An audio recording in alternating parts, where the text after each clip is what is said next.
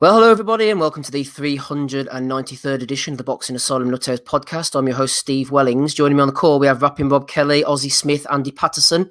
Adam Smido Smith was knocking about at some point. He seems to have just fallen off at the moment. Are we going live, says Tosh Bear. We're live right now. Just checking in with you, Andy. I have the Sky feed in the background. Joshua Baranchyk against Marco Kalic. Are you hearing me okay, yeah? Yeah, we're hearing you fine, mate. Didn't know you were actually going to pollute your eyesight with this stuff tonight, but we'll do our best to be impartial, Absolutely. 8 p.m. on YouTube, everybody, Sunday evening. If you are joining us live, welcome in the chat. Tosh is there, Eggy Phil, Alan, Paver, a few of the other boys. Just the 1,600 at the moment. Obviously, they have their eyes on Milton Keynes and Eddie. We will be dipping into that during the night. Excuse me. So... Evening, Edward. How are we doing? Eddie. Eddie could be listening to us. Andy's got nothing better to do, has he, sitting at home? No, I mean, he's just sitting there taking his temperature and stuff like that, isn't he? So, Eddie. Evening, Ed. Evening indeed. One person who can't talk is Jason Chukwu. He's doing a shift, unfortunately. No Jason Chukwu action tonight as we speak. Just going to say there, join us during the week on SoundCloud, Apple Podcasts, Spotify, all the usual places. No Amazon Podcasts, though. Leave us a 5-star review on Apple Podcasts if you can. I've had a few. I'll try and read them out at some point. If not this week, maybe next week. Before we get stuck into the fight of the weekend, Ozzy, Zepeda against Baranchyk. What's going on over in Milton Keynes bubble at the moment? We've seen Linus Adofia knocking out John Harding. I believe a chap called Hedges is coming out right now. What's the latest? Yeah, they're just about to get started. Hedges is making his debut against, I don't even know, I think it's a lad from Croatia or something. Highly rated, this Hedges. I don't know a lot about him myself. Good exposure for him, isn't it, fighting at this time? He was a big amateur standout, so we'll wait and see what he can do. Big lad, 6'5", super middleweight. So we'll see. Adofia boxed well. He looked really good. A big breakout fight for him, this. I think it might be the first time or the second that he's actually boxed on TV. Steve Goodwin managed. Decent enough fight, to be fair, for the English title. I thought Harding Jr. looked pretty solid. Decent jab and landed some decent shots on the inside. But I thought Adofia grew into the fight. Looked at ease at times. Boxed at his own pace and took him out with a big shot that probably would have knocked quite a few people out. Harding Jr. just didn't see it coming. It was short, sweet. Some people moaning about the stoppage. I thought it was quite fair, to be honest. I didn't see him seeing the final bell, and Harding Jr. will live to fight another day. It can only take, those extra, a few punches or another round where he takes another beating, and it just takes a bit too much off you. So, yeah, fair stoppage, good win for Adofia. Would like to see him step up now. I think they were talking about Marcus Morrison. There's lads like Mark Heffron available. Loads of fights at that middleweight division, super middleweight division across the two. So let's wait and see where he goes. But fingers crossed we get to see more of him again. Yep, looking forward to seeing more of him in the future. Andy, I know that we want to get stuck into Zepeda against Baranchyk. That was the fight of the weekend, fight of the year, fight of the ages, I think. Reminiscent of Kirkland Angulo. It was on another level, that one. Before we get stuck into that, though, anything from this matchroom card you want to mention, Andy? I'm sorry to ask you. Well, I just stuck it on there, mate, so I've not really kind of followed what's been happening. But, well, I'm a fan of Buatsi and stuff, but... obviously, we want to see better opposition, so we will check in and see how he goes and stuff. But not really much else, really. I mean, I dare say Chantal Cameron will probably show us what she's about as well. I know I like her style of fighting. She works the body, tries to kind of take the opponents out and stuff. Really, that's all the realistic kind of report for me, actually, on that card.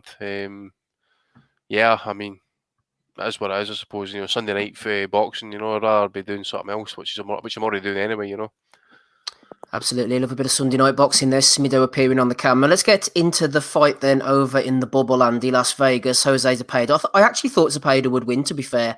I expected him to maybe have the better boxing skills, neutralise the Baranchyks. He's not a big power puncher, Baranchyk. He tends to overwhelm you. He's physically strong. I thought Zepeda would be able to have enough to just nip in on the cards. Tell you what transpired, Andy, was absolutely crazy. One of the best fights I've seen in a long time. I've lost track of who went down and how many times they went down. Baranchyk has Zepeda down twice in round 1 and once again in round 2 and 5. Baranchyk down once in round 2, 3, 4 and 5. Baranchyk looked in a bit of a bad way at the end of the fight. I'm tentatively saying that he's okay, but talk about what happened inside the ring. I mean, what a fight. Yeah, I mean, it was just savage, man. I mean, obviously, I woke up this morning, checked the results and stuff, and you're like, wow, what's going on? And the Aussies woke everybody up on the chat. I said, guys, what's this fight all about?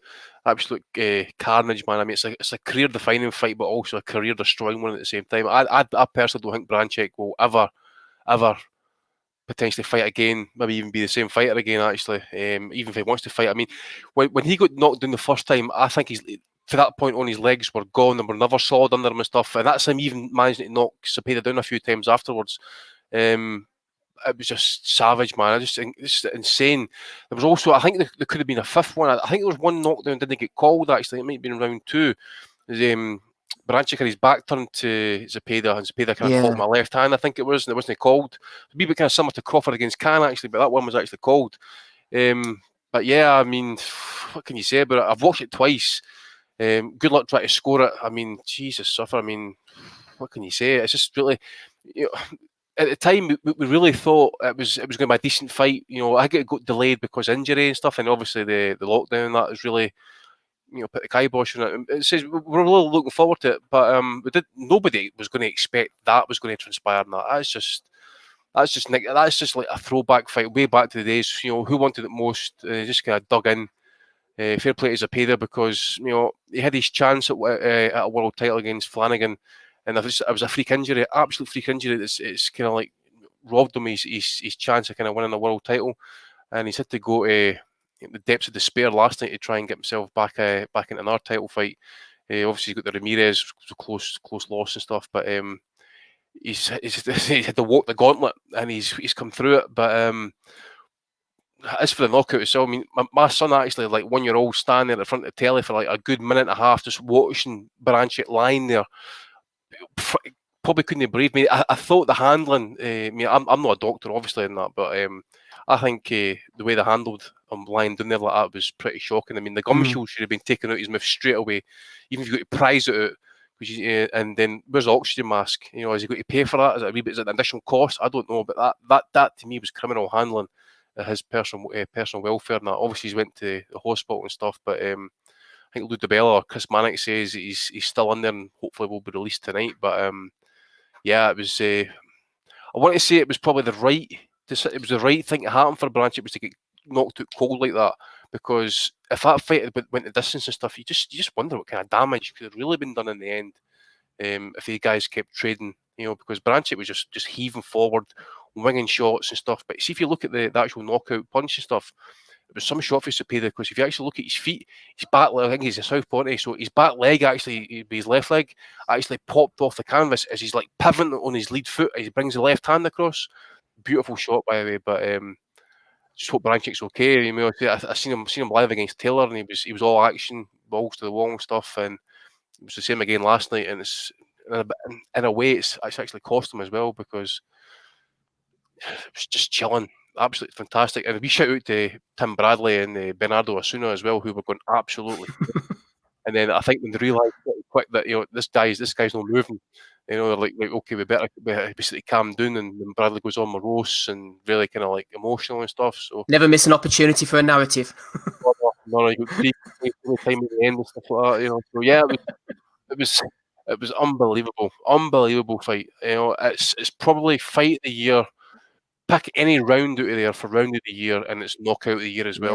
Yeah. Okay, you probably say Povetkin's against White is definitely the front runner because it's a bigger stage than that. But that was also a career-defining knockout as well for Zepeda. Probably a career saver as well in terms of world title fights and stuff. Same for Povetkin, obviously, as well. But what a knockout! Yeah, let's see what Zepeda has left, I suppose, whenever he steps back into world title level. Dave Tricks has stole my thunder a bit here, Smido. Zepeda hands just too fast with the straighter shots. Baranchyk swinging wild hooks and occasionally landing them bombs. This is exactly what I was going to say to you. Pretty much, you're our resident tactician. I like the way that Baranchyk was coming in with these big wild overhand swings, and Zepeda very quickly realised if he could get underneath him and land the shorter, sharper shots, he would have a lot of success. I know he was obviously knocked down a few times, but he sort of worked it out strategically, Smido. Yeah, absolutely. I mean, there's got to be big credit to Zepeda really for, in the midst of an absolute whirlwind to work that out. As you say, Stephen, he was slipping shots. One of the knockdowns he threw like 3 left hooks in a row. A couple of them landed, and down he went. I mean, it does need a lot of credit for trying to stay calm within the eye of the storm. He's older than I was expecting. Zepeda. I've got his box record here for 31. Obviously, we knew him kind of from Flanagan, where I think he got that dislocated shoulder injury or something like that, and obviously he's been burrowing away since then. But even as a casual last week, when I saw this fight listed, even I thought, well, that could be entertaining. With Zepeda's knockout record, Baranchyk, I didn't know a lot about him other than the Taylor fight last year, which I thought was really good, or was it the year before? So yeah, I mean, a couple of the Zepeda knockdowns, what he scored, he was almost like there was almost cupping shots or in the or almost on the wrist, a couple of them, because Baranchyk was that close or burrowing in that intensively, that there was almost like a bit of a push inside of the glove thing. But I mean, there's absolutely no argument with the last punch of the fight. But imagine if someone said to you, right, there's going to be a fight, a pretty decent, fight this weekend, a 10-rounder, where the fella is going to receive his 4th 8 count of the fight, and within 7 seconds of receiving his 4th 8 count of the fight, he's going to score a knockout of the year or knockout of the year contender. It's just nuts. It was just nuts. Lost complete, disregard for the scorecards or who scored and what knockdown. I think that Andy said, and he's right, there was a knockdown that didn't even get counted, so we could have been up to 9 knockdowns in 4.5 rounds. It was just absolutely mental. Tim Bradley was just losing his shit. He was laughing. He was doing a bit of an American version of a Frank Bruno laugh. He did dog noises at one point. He said, call your family right now and tell them there's a fight breaking out on ESPN Plus. He was on fire. He was having the time of his life, old Bradley. And that they was like bouncing off each other. Dead good, them two. But yeah, just absolutely nuts. I sent it to a few people today or morning, who wouldn't necessarily be watching a fight of across the water, a 10-rounder, this weekend. But it's just one of them that's it's kind of you just gotta watch. The only concerning thing was and they call it on the commentary after the fight, man. I know apparently Baranchyk is in hospital now and that, but that was kind of worrying. The gum shield was in for 2 minutes after 2 or 3 minutes longer than it should be. Probably needed oxygen and that. It was even the commentators were like calling it, and then the league com said, oh, the Nevada State's the best in the business, they'll be here in a minute. And it was just strange and worrying, and to be honest, shouldn't be happening in 2020 boxing, to be fair. Thanks very much, Adam. We will return to this fight very shortly. Before we do so, delighted to welcome our first and only guest of the weekend on the call. It's Kyle Williams. How are you, Kyle? Not too bad. Thank you for having me on. No problem at all. We're just talking about that Zepeda Baranchyk fight. What a hell of a fight. I don't suppose you managed to catch it over the weekend? I haven't. No, I haven't. Not yet. Yeah, it's well worth a look out whenever it comes up on YouTube. But don't worry too much about that. Let's get stuck straight into your career, Kyle. Obviously, people will know they saw you last week or a week before, whenever it was, on BT Sport, fighting against Charlie Edwards. It didn't go your way, but you seemed to have a good evening anyway and enjoy yourself in there, primetime BT Sport. Yeah, that's what it was about. Listen, I've been at the ring for about 11 months, and I wasn't sure if I was going to continue with the sport. I focused on my own business, which I coach the kids, and I'm bringing for a very successful amateur group. And so I wasn't sure if I was going to continue boxing as well, but the opportunity came around, and I said, look, I'm going to go in there and enjoy myself. There was no pressure for me to perform or me to do massive things in that fight, but I feel like I came out of that fight with some good credentials, and I put on a good performance. So you're never happy to lose, but a good performance. That being said, No, well said. You definitely came out of it with great credit. One thing I will say, Bob Williams had it 99-91. That scoring was a bit too wide for me. Yeah, 100%. I felt like you said at the end, listen, I thought I was under been beaten. I did feel like Charlie Edwards had nicked some of the rounds. He nicked rounds that was going my way, and then he stole them at the last second, or he'd done enough work in the early part of the round to secure the rounds. But 91 was a joke. I felt like I'd at least won 4 or 5 of the rounds, and I had him hurt 3 times at least. So when the scorecard came out, I was a little bit disappointed. But you should never leave it to a referee's scorecard anyway.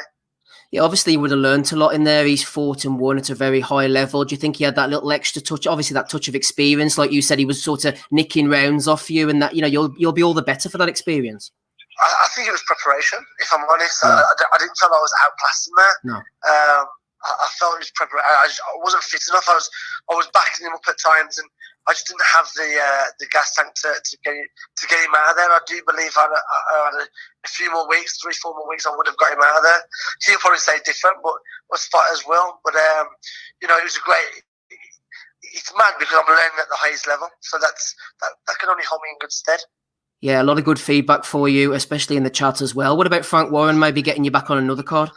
Well, that's what we're pushing for. It's hard with these promotions because they're focused on their fighters, and things like this, like coming on this podcast and having the interviews that you do, can grow your reputation and your credibility as such. And I'm hoping that Frank Warren has me back, and I felt like I gave a good account of myself for him to give me another chance. But again, as I said, these promoters focus usually just on their own boxes and don't tend to give opponents, as I was Charlie Edwards' opponent, many chances. So you have to keep forcing that hand and take the opportunities when they're shown to you. Yeah, one name that was mentioned. I'm not familiar with this guy myself, so correct me if I'm wrong. There's someone maybe put you in the same mix as Andrew Kane, a guy from Liverpool. Yeah, I'm not too sure on him. I'm not sure if he's only just recently turned over or what. But listen, I'll fight anyone. Yeah. And that's been shown on my record. My 3 losses. That's it. Oh, we lost him. 3 losses. That's 4 losses, I think. He's just cut off. Let me see if I can get him back on again. I'll be on the box rec now. Hello. I think we lost you a second there, Kyle. Carry on, sir. Yeah, sorry. So my 3 losses have come to Beluta, who won the European title at a higher weight on the night. Cash Farouk, who I believe is one of the best in the country, if not the best in the country. And Charlie Edwards, who's a former world champion. So it shows that I'll mix it with the best, and I won't hide from anyone. So if that is someone that I get an opportunity to face, then perfect. As long as all the things are right logistically, then listen, I'll take any fight that comes my way. Yeah, you mentioned there the one guy you fought, Ionut Baluta. You lost to him on a split decision. He came in a lot heavier than you, and he's since gone on to beat TJ Dehaney and obviously David Oliver Joyce. He stopped him recently. So, I mean, tell us about Baluta. Listen, Baluta is a very strong puncher. You saw that in his last fight. He's taken out a kid that was a lot bigger than what I am. And he put me down in the first round, me being a little bit overzealous and trying to push the fight so much that I got caught with a silly shot. But I regrouped. I had him winning probably the next 3 or 4 rounds. But then we had him on his bike, and he was spitting out his gum shield, and he lost 2 points for that. And it was a very tight fight. And really, many believe I won that fight. To this day, people are still saying I won that fight. So, that loss, I don't really take it too much to my heart. It wasn't my best performance, but it was a performance that showed that I can again mix at the highest level. Absolutely. Just to remind our listeners, Kyle Williams is on the call. You might have seen him in action against Charlie Edwards recently. Over on Twitter at 92KAW. Any other social media presence, Kyle? No, not really. I'm not too much on social media, to be honest. But Twitter's okay. Twitter's okay. Yeah, absolutely. Still with Errol Johnson. Shout out to BCB Promotions and all the stuff they've done for you. Yeah, of course. I mean, I'm actually sat in front of the TV now, ready to watch one of my stablemate, Kane Baker, who's boxing active for years, on the matchroom card now. He's about to win the ring, and I'm a massive fan of the sport, I support all the boys in the stable. So, Errol Johnson, Paul Mann, the head trainer, and Dan Mole, who's like the CEO of BZ Promotions. They push all our fighters, and they try and give us the best opportunities possible. So, they're a phenomenal team, and I won't want to be with anyone else. Yeah, you're from Wolverhampton, obviously, Kyle. Do you think you're one of the torchbearers of Wolverhampton boxing, sort of leading the way? Listen, there's some great lads from Wolverhampton. I mean, Ben Whitaker, who's in the Olympic team. I'm sure he'll go on to do great things for Wolverhampton. At the moment, I'm flying the flag well. I'll come out to the song. Listen, I'm glad to fight from Wolverhampton. But I wouldn't say I'm a standout flag bearer for them, because there's a lot of talented people within the city, and hopefully they get their chance as well. Yeah, absolutely. Just on the Wolverhampton theme, I remember Nigel Rafferty was the big celebrity boxer back in the day. You ever spoken to Nigel? Yeah, no, Nigel's a public figure around the town. He's always on the doors, and obviously he knows his boxing, so he recognises my face. And it's nice to see that these people have still got their credibility, and they've still got the admiration of people within the local community. That means he did something right in his career, and that's something that I hope that once my career's over, I still have. Yeah, well said. Last couple of questions for you, Kyle. Tell us about your kickboxing back in the day. Yeah, so I won the world title at the age of 21, very young age, to win a professional world title.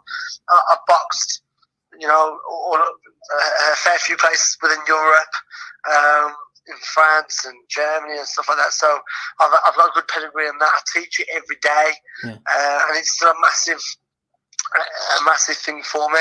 Kickboxing was very good to me, gave me a very good base. And then now I'm wanting to go into professional boxing and fight on a higher platform. Kickboxing doesn't get the same credentials as boxing because of just the media and stuff like that. But what a phenomenal sport! And if I had a child right now, I would put them into kickboxing first and then take them into boxing. And I still believe by that. So kickboxing held me in very good stead. It's a phenomenal sport, and I'm still very much involved in that sport. Lovely stuff. Any sponsors you want to give a shout out finally to, Kyle? Oh, I've got plenty of sponsors. Yeah, go ahead. From my last fight, I had Gel, CBD. I had Phoenix Cutting Services, JJX, Jobsworth Recruitment.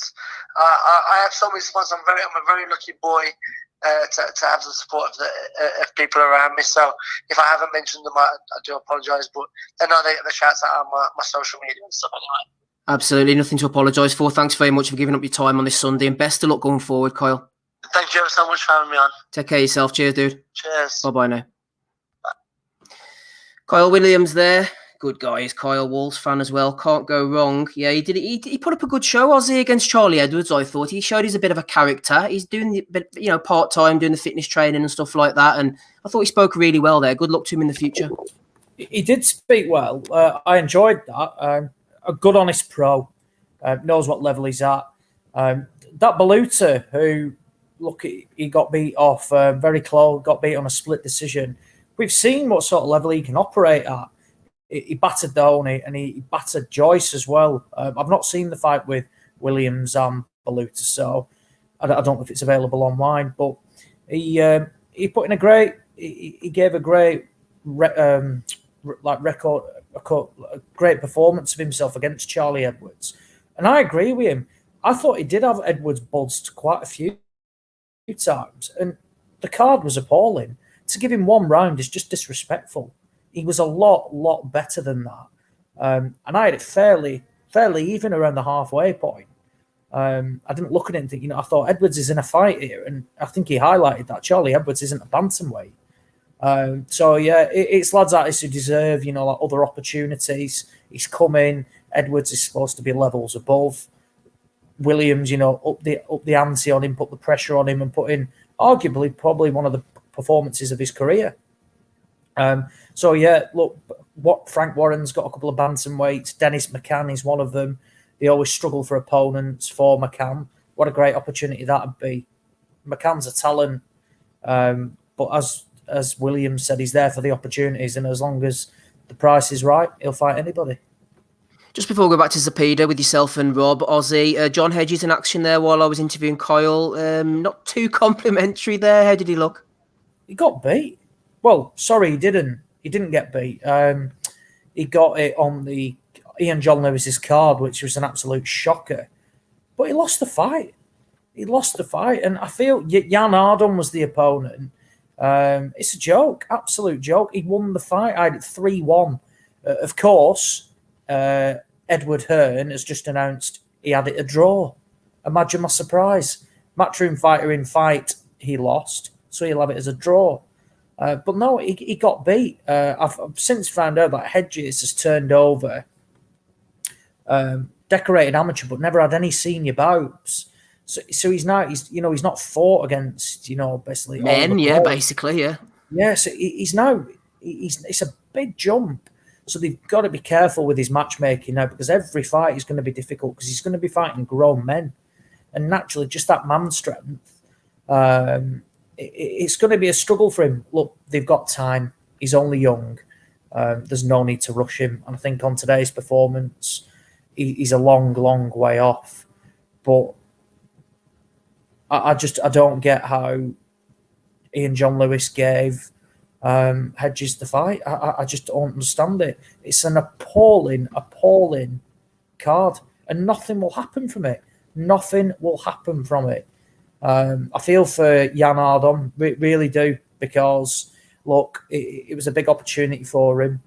He's proved records for DJs, and he should have been given basically a career best win live on Sky Sports, and more incompetent judging has taken that away from him again.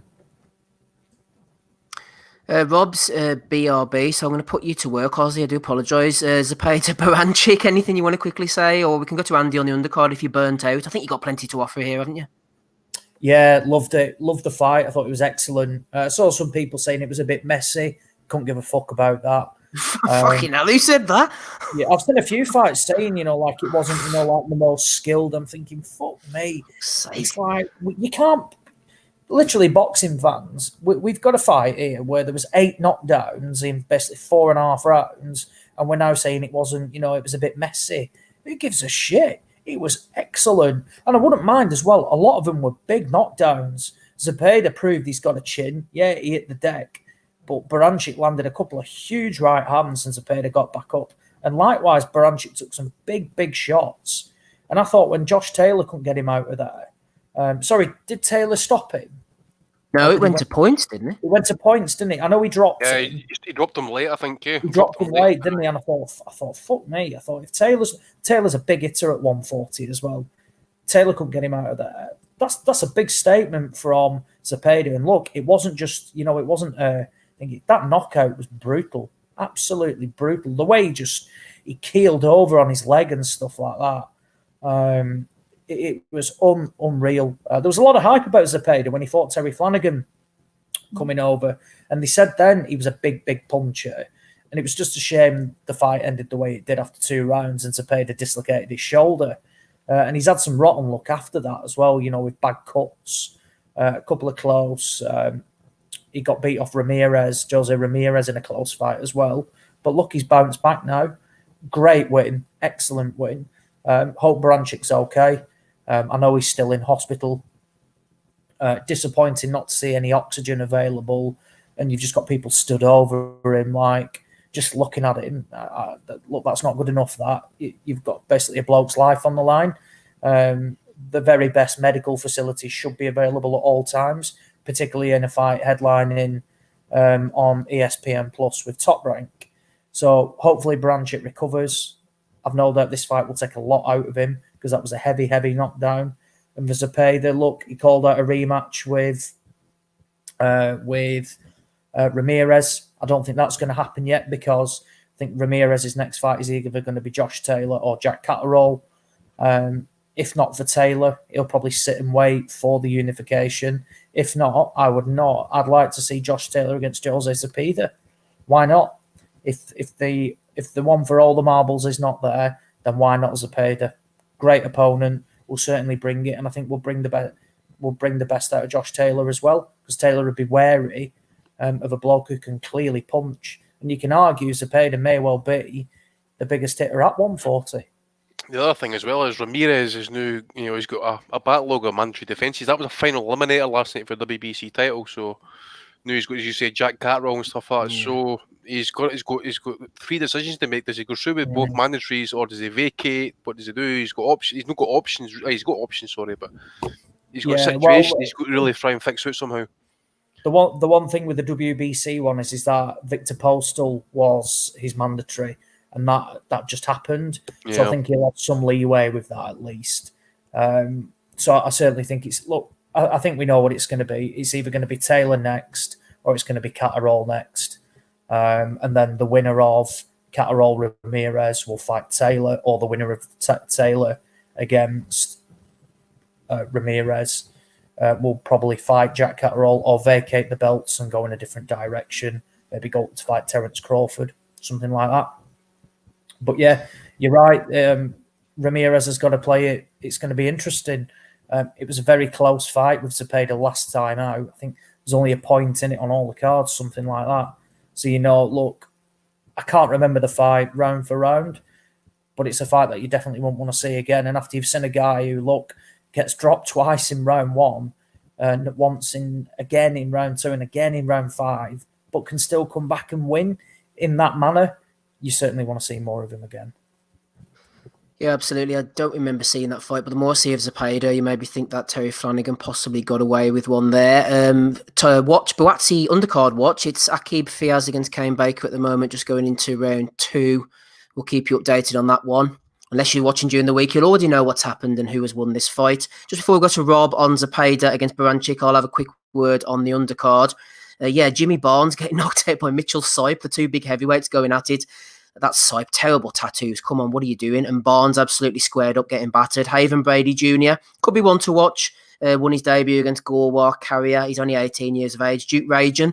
He was pure raging against John Moraga. Unless ESPN had the statistics wrong, it looked like Ragin got outlanded by about 16% of power shots, according to their stats. But he won every round on all 3 of the cards, so I'm not sure whether that was correct or not. Gabe Flores Jr., no power, not interested. Good win over Ryan Kielczewski. He's one of these East Coast hard men in the Mark DeLuca, Greg Vendetti kind of role. And as for the heavyweights, Guido Vianello, Italian, more like Vianetta. He was soft, got cut. He got beaten up at times for me by Kingsley eBay. Forget about AJ or Femi. It's all about Kingsley eBay, the big Nigerian heavyweight. Got a draw. Could have possibly won that fight. Vianello has to go back to the drawing board. What about the main event then? Rapping Rob Kelly. Enough to get you up on a Sunday morning. Baranchyk against Zepeda. If it's not fight of the year, we're going to be served up something pretty special before the end of 2020, Rob. It was absolutely class. Yeah, I mean, look, first things first, I hope Baranchyk comes through that. And I didn't know until the podcast started that he was in hospital. So you kind of feel a bit weird talking about it till you know he's not going to be okay. But in terms of a contest, over the last couple of months, I've been kind of losing interest with just the climate and the spectrum of boxing. It's been really poor. Coming off lockdown, we've had 1 or 2 good fights, but as a year as a whole, 2020, such a cliche thing, isn't it? Fuck you, 2020. But yeah, but it's been shite, hasn't it? I was kind of shitting on the card when I first heard about it, and now I regret it. What an unbelievable fight! It's one of those fights, and hopefully it's remembered for all the right reasons. And Baranchyk pulls through. We're not talking about it for other reasons, but I'll tell you what as well. It puts Josh Taylor up there even further in my estimation. I already think Taylor's a bad man, but I kind of don't even want to see this Ramirez fight. I know we're going to see it, but I want to see. I think Taylor will give Terence Crawford his best fight out of the available opponents. So I want to see that. I think there's going to be some fight when it gets made off the point. But I just thought that, Zepeda last night, he's up and down like a fucking rock'em sock'em robot. Even when you think he's getting on top, and then he just seems to catch a glancing blow and he's down, back up straight away. The way, the lads have described it perfectly. The way he rolled the shot, the way he placed it, it's one of those perfect knockouts. And Baranchyk went down folded like a deck chair. And he's a tough out. He is a hard bastard, Baranchyk. Every punch with bad intentions. I think I remember seeing him. Who was it he fought? Was it Yigit? He fought Taylor. He fought Taylor and lost, but before that he beat Yigit, didn't he? Absolutely fucking buzzsawed him. Oh, yeah, that's right. I forgot about that one. I remember seeing him fight Peter Petrov, but Yigit, yeah, that's right. Yeah, and then like that's a kind of an underrated performance from Josh Taylor, because that's a fucking tough, and he completely fucking um it beat him easily in the end. Like, so I think all their stocks are going up after that. I mean, hopefully as health wise again, to harp on it, but hopefully he pulls through and he has another fight and he comes out of it healthy. Anyone who want to see Baranchyk again after that, and Zepeda, has put himself in the mix again at 140. I don't think he's probably going to go any further than that. I don't really see him like reigning for a long time as a world champion, but he's been involved in one.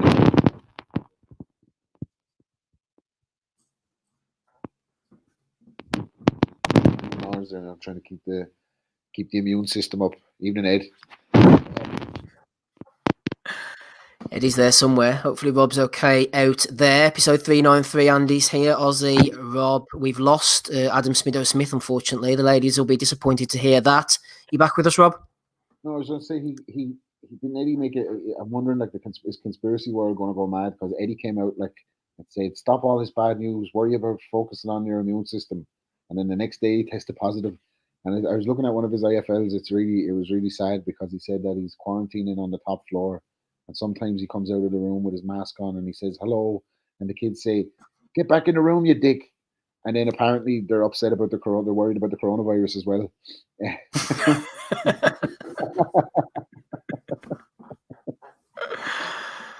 Rob giving it large on a Sunday evening, Andy, as well. Just before we go on to the MTK show, Andy, go ahead. Only the strongest shall survive, as Eddie says. Only the strongest shall survive. What about Magsayo and Rungvisai? Any strength there, Andy, over the weekend? Well, Rungvisai, obviously, he's smashed up this guy in 2 rounds. And that really kind of journeyman type fight he was facing. I mean, obviously not a rush shaker and that. Another benefit, I suppose, of the behind closed doors boxing, that is you actually get to hear the actual power in his shots. Pretty vicious. Stepped in and just kind of blasted his opponent out. Really, it was a mercy stoppage. The corner had to basically bomb into the ring and basically pull it apart and stop it, and that, because it was such a beating he was giving them. I've only seen the highlights of Mark McZile, who I've been keeping an eye on and stuff. He's okay as such, but just a shout out for these judges and that. The fucking scorecards were disgraceful. Rigoberto Hermzilo, who was fighting, actually, it was a split decision victory for McZile. For what I saw the highlights, that he was kind of like more inclined to kind of punch single shots and stuff, but one judge gave McZile 100-90, so basically a shutout over the 10 rounds. But then Lou Moret, there's her name, remember him? Gave it 96-94 to the other fighter. And the third judge gave it 96-94 to McZile, just for reference. And that, but Lou Moret was still going, aren't they? Well, remember, he had a shocking scorecard. What fight was it? Not that long ago. Who was it? Oh, I can't remember. I just remember Dr. Lou Moret from about 30 years ago getting into the ring with the likes of Riddick Bowe and Whittaker and all them boys.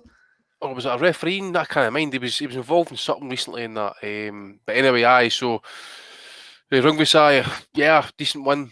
McZile, I'll need to watch it in more kind of detail and stuff, but just thought it maybe be worth a mention and stuff. Just the judges' scorecards really caught the eye a wee bit. Absolutely. Maybe catch that during the week. Shout out to all the boys in the chat. Joe Kennedy has joined us as well. Jason Chukwu, for somebody who can't speak, he's pretty chatty. Chukwu in there talking about Lawrence Okoli. It's Kingsley eBay you want to get on too, Chukwu. Come on, man, you're missing out. Udos is there as well. Who else have we got knocking about? Eggy Phil still there. Boys are watching the football, watching the boxing as well. Into round 3, Kane Baker against Aqib Fiaz. Looks like Baker is starting to show the signs of someone who's been a little bit outboxed, from my unprofessional opinion. Ozzy, what about the MTK show back last Wednesday? Liam Conroy against Sergey Michel. I thought Michelle was a fair winner, but he was outclassed, Conroy, if truth be told there. And on to the main event. My timeline has been absolutely banging on Facebook. I don't go on Facebook that much, but a lot of the guys are crying robbery here, obviously forgetting the Mohammed Mamoon fight. Tyrone McKenna was robbed. I think 96-94 with for Davis. I think I had 97-93. I think he was landing the harder shots. Tyrone was maybe busy doing nothing at times, and I'd say O'Hara probably did enough to win for me. I agree. There was no robbery in this main event. None at all. I had Davis a fair winner. Similar card to what you had, Steve, by 3 or 4 rounds. You can't just give somebody rounds because, the boxing, on the edge of the ring, flicking out a jab and not really doing anything with it. I know you can't judge everything, but McKenna was pretty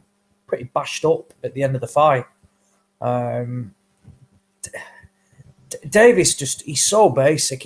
If he could cut off a ring, he'd have absolutely smashed McKenna to pieces. But he doesn't learn. He was on his third trainer in as many fights.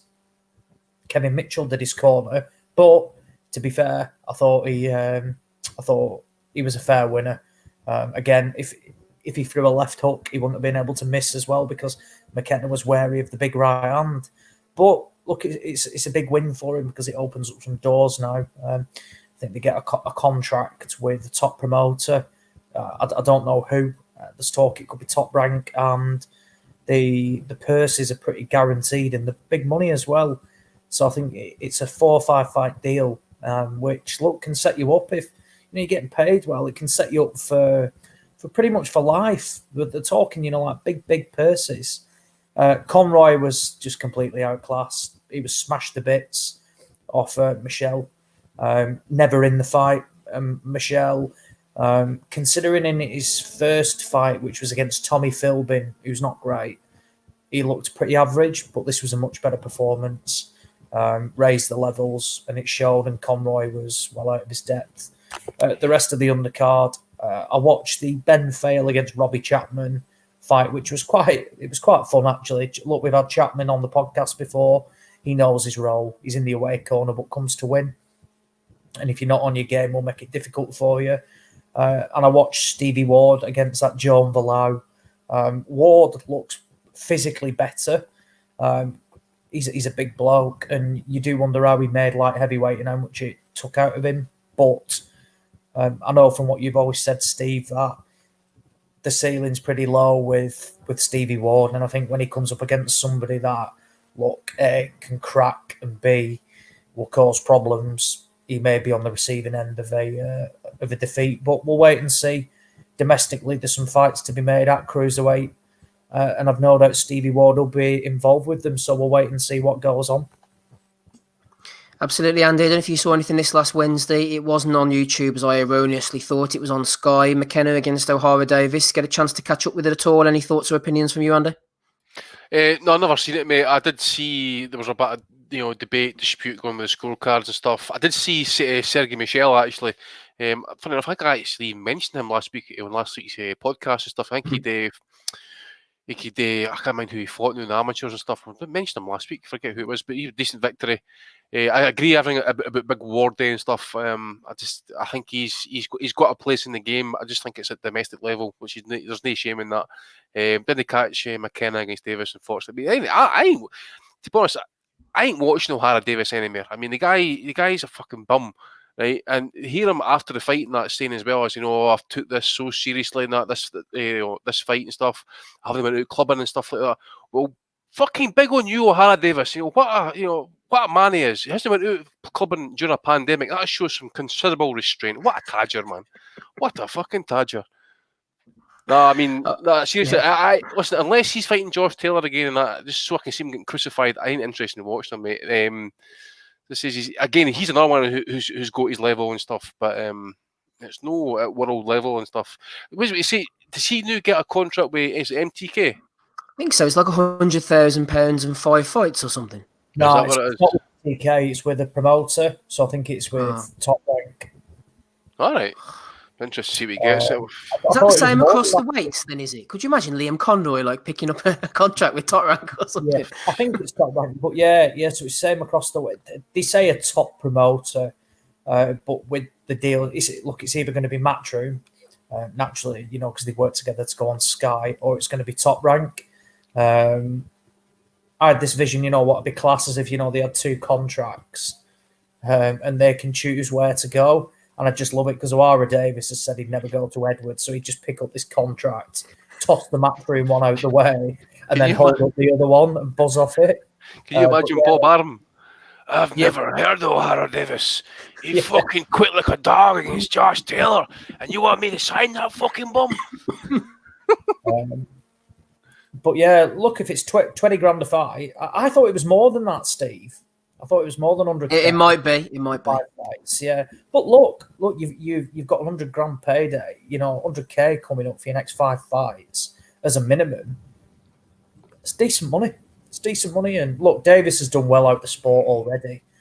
For a guy who, what would you say, European level, has earned good money from it, and look, can still go on, and he can punch. He's just got to learn.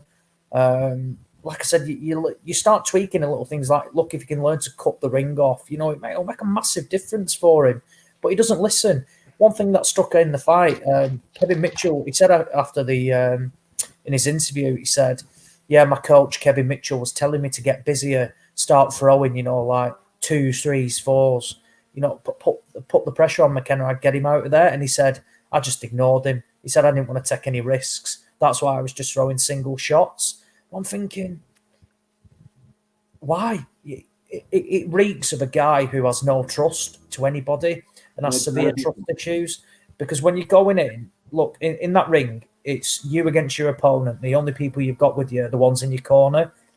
And you should be taking everything they're saying. You should be listening to it. And he just chose to ignore it. But I tell you what, if he'd have got beat, who would have got blamed? It would have been the corner. He wouldn't have stood up and said, I ignored the corner and got it wrong. It would have been easy. Nah, the game plan was all wrong. So it's little things like, if you're willing to learn and willing to listen, you could go from being a solid, like European level, and you might get that opportunity to challenge for a world title. But we'll wait and see with him. There's a lot to learn with him, that's for sure. To me, O'Hara's comments, I think, reeked of someone who's like, I'm the big cheese here. They're just there to hold the spit bucket in the corner. But like you say, if he'd have lost, then they would have been the first to be getting the blame. Yeah. Rob, I was going to ask you, actually, not so much regarding O'Hara Davis, but Tyrone McKenna. It's done no harm for him, really. The fact he's had the catch-all fight before, he's got into the golden contract. He didn't win, but he got to the final. It's raised his profile, raised his bank balance. I think McKenna's had a pretty decent career so far. Yeah, I actually predicted he'd lose by stoppage last week, but I actually thought he won. Just nicked the fight when I was watching it. Maybe because I'm just so critical of O'Hara Davis, but like O'Hara Davis, like what's this golden contract going to do for him? Because is he going to even see out the 5 fights like without getting badly beaten by somebody? He's fucking atrocious. His feet, he fights scared. I said that watching the card. It looks like he fights scared. He's so bad. No combinations, no ring IQ. As Ozzy said, he followed Tyrone McKenna. And Tyrone would just keep using an amateur style, the Peter Taylor style, jab, back, jab, right hand, jab, back, jab, right hand. That was it for the whole night, circling. And he couldn't, not that he was doing badly in the fight, he was having moments of success when he was from just walking McKenna down, but he doesn't know how to walk someone down. Like, what is he going to do with anyone in the top 10, 15, 20 in the world? Absolutely nothing. So I don't see the point of this. Good on him, he's got a payday or whatever, but it's not. He's never, ever, ever, ever going to operate at the top level, O'Hara Davis. Tyrone McKenna will come again. He might get another domestic fight. He get a couple of paydays. I don't think he'll go up the levels either, but O'Hara Davis, man. And then he finally admitted that he quit against Taylor, that he didn't break one of his 2 noses. He said that he quit and he suffered from humiliation. So a lot of humiliation.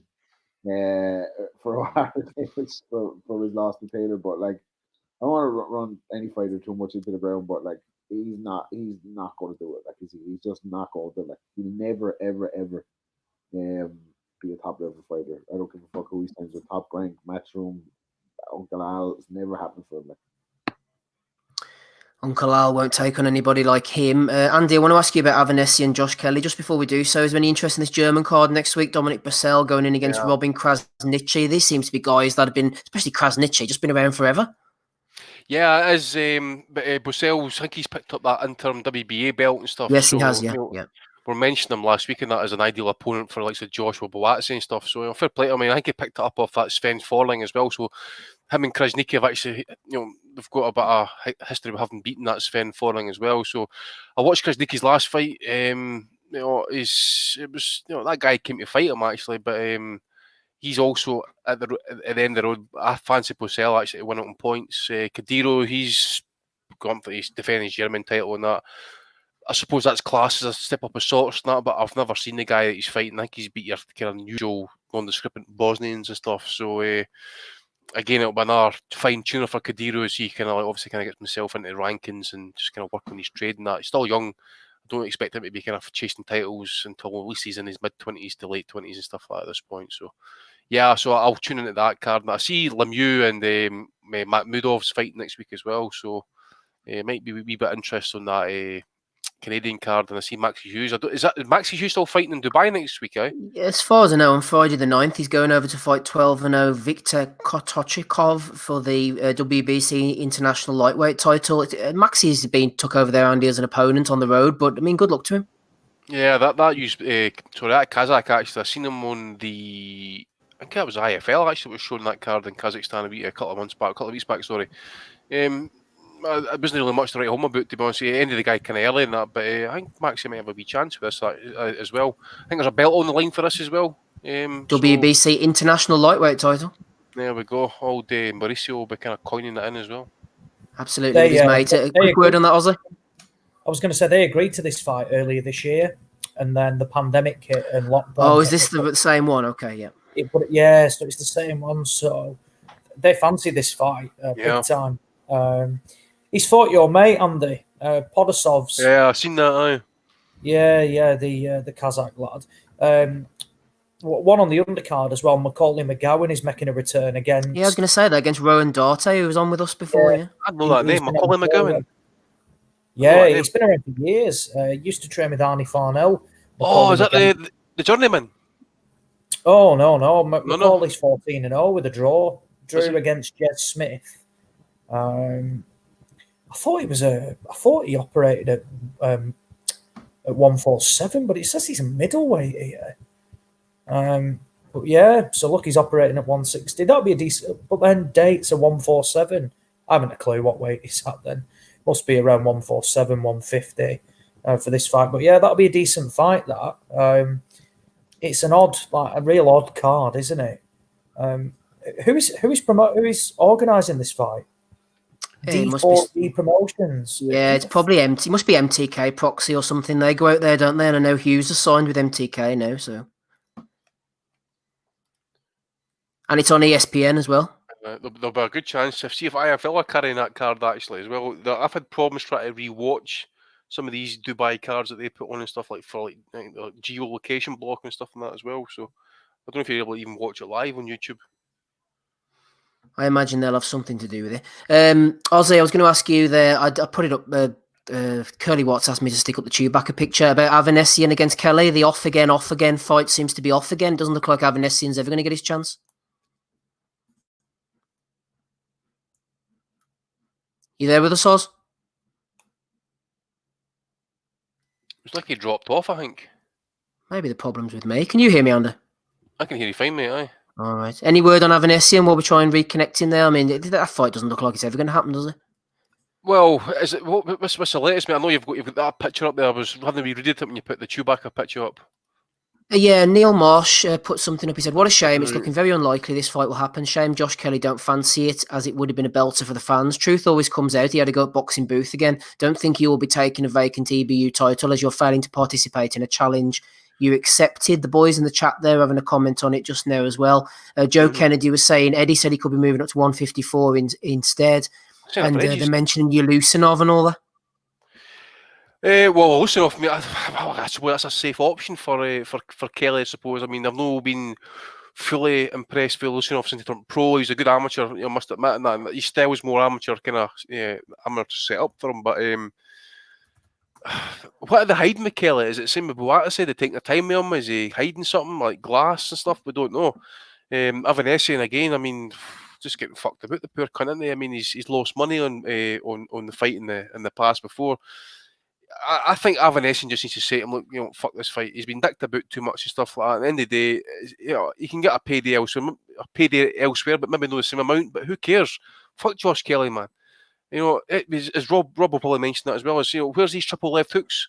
Ray Robinson was getting him damage in that as well. So until he actually kind of step, I mean, to me, it's just bad form, right? Whatever Booth's doing, he protects his fighters and stuff, and all this other stuff and that. But that's a fight that we want to see happen. It was just like Zepeda against Baranchyk last night. We wanted to see that fight. We thought it'd be a decent fight. Nothing to what actually transpired, mind you. But this would be a good test for Josh Kelly. And even if he gets beaten stuff like that, so what? I mean, he's fighting a guy who's world ranked. Kelly's ranking. I don't know if he's world ranked just now, but if he is world ranked, then it's a fake ranking, bought and paid for. That's all it is. And now he's want to move up to 154 when really he's done nothing at 147 to suggest that even go up to 154 with the additional poundage is actually going to even be any benefit to him. To be honest with you. Do you think the Ray Robinson fight it was, Andy, sort of giving them the shakes a little bit and says we're going to have to put our foot on the brakes, and they accidentally, I don't know, they pushed their foot right down whenever you're learning to drive and nearly went through the windscreen? Yeah, there's an element to that, mate. But at the end of the day, he's mid-20s now. I mean, with his amateur background, he's fought the World Series of Boxing. He's fought some really good amateur fighters and stuff like that. Again, that's a different code. But then you step up and he's gone 10 rounds with Winston Campos, for example, that Josh Taylor absolutely destroyed. And what was it? 3 or 4 rounds, whatever it was. Struggle with Ray Robinson to a draw. He goes 10 rounds with Carlos Molina, which is understandable because Molina always kind of was always durable to go the distance and stuff. But you go through his list, go through his record, and that there's nothing to suggest there that he's absolutely banging on the door for any world title fight shortly and stuff. He's trying to get the WBA ranking and points and stuff. I don't know if he's still got that belt and that, but what is wrong with going to European level? In fact, what's actually even wrong with going and actually winning the British title for a change? Again, it's just nonsense. They're going for these fake baubles, try to work them into position, and then when the day comes and stuff like that, they're like, well, we'll maybe hold off for a wee bit longer and stuff. It just does my nut in a wee bit, actually. So as it says, Josh Kelly needs a proper test. And to loosen off, again, it's a safe option. It's a safe option fight. It's a guy who doesn't bang that much. I dare say it's probably got distance written all over it as well, that fight. And I dare say, some people would want to see Robinson get a rematch with Kelly and stuff, but there's clearly something, I don't know what it is. We'll never know. I mean, we're on the inside and stuff like that, but there's clearly an issue here that he's either A, being protected, and B, he's not ready yet. But I mean, as I say, he almost been in his late 20s. When's he going to be ready? See what happens when you push these guys too quick, too soon, without the actual proper learning fights, stuff like that. You're going to rely on their amateur pedigree to pull them into the pro ranks. Well, we've seen it so far, and that it's okay triple left hooks against your fucking Chris George or fucking Jay Byrne or Jose Zenga, whatever his fucking name is, Tony Whitfield. But when you step up in class, man, that shit's not going to work. You're no Roy Jones Jr. Yeah, just get on with it. Dave Trick said as well. Just put him in with Conor Benn if that's what they want to do. Let's just get on with it. Eggy Phil says Josh Kelly posted earlier. It's happening. I did see that. I'll believe it when I see it. We're talking Avanesyan Kelly. Ozzy, if you want to jump in. Eggy Phil says Josh Kelly seems to want it. It's happening. It's a fight that we're all hoping is going to happen. But do you think it will? By all accounts, yeah. Spoke to Carl Greaves before.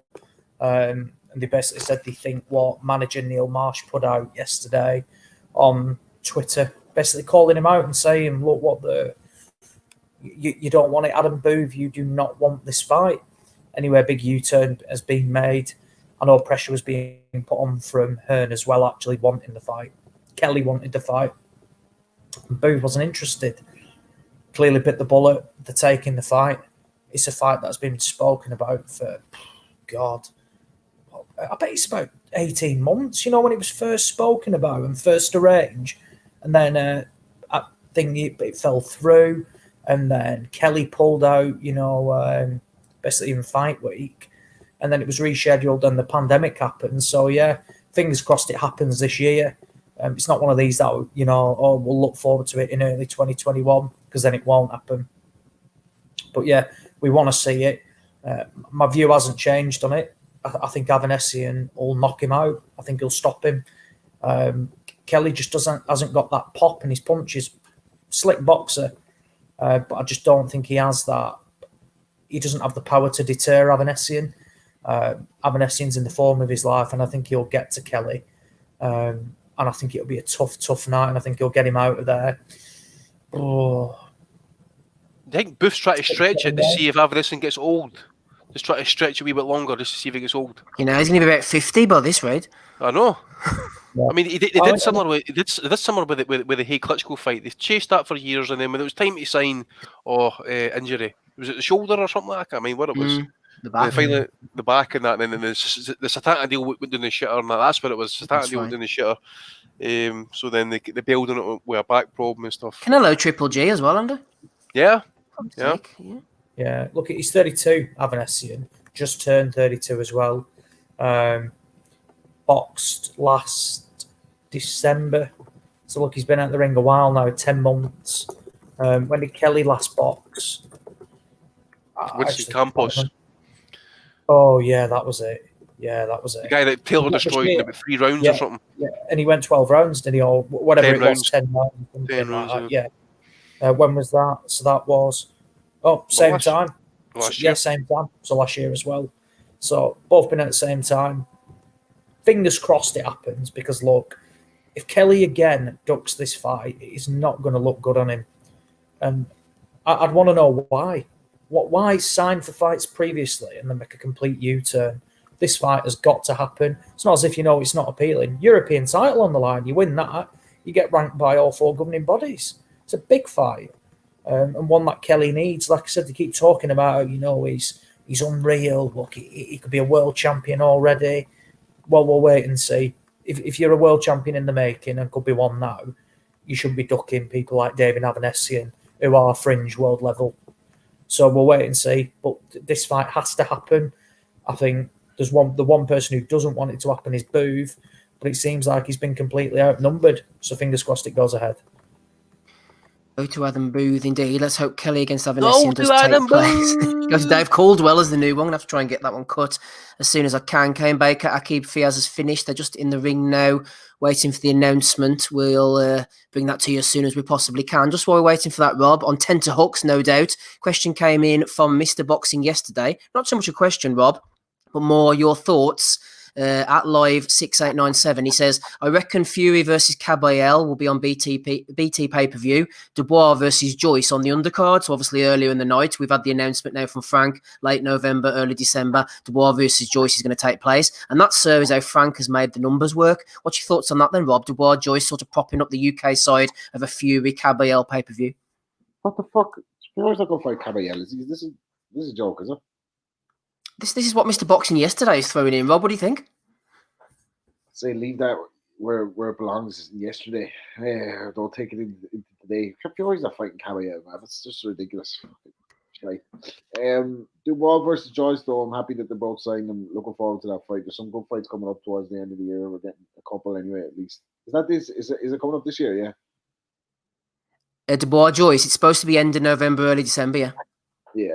So we've got a good couple of fights to look forward to. That's a really interesting one. I said before, I think Dubois is going to do it, but interested to see it. But no interested for Tyson Fury. Is it Hughie Fury you want versus Caballel or Tyson Fury? What do you want there, like?